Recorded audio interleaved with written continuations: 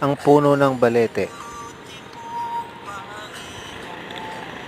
Ito po ay malaking puno at kinakatakutan ng marami.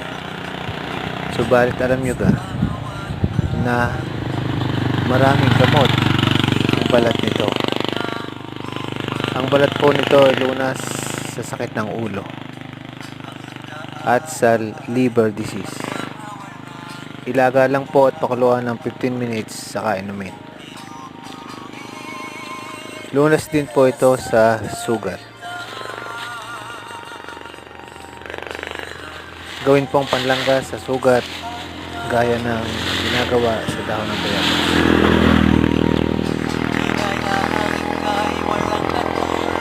Kaya wag po kayong matakot sa puno nito.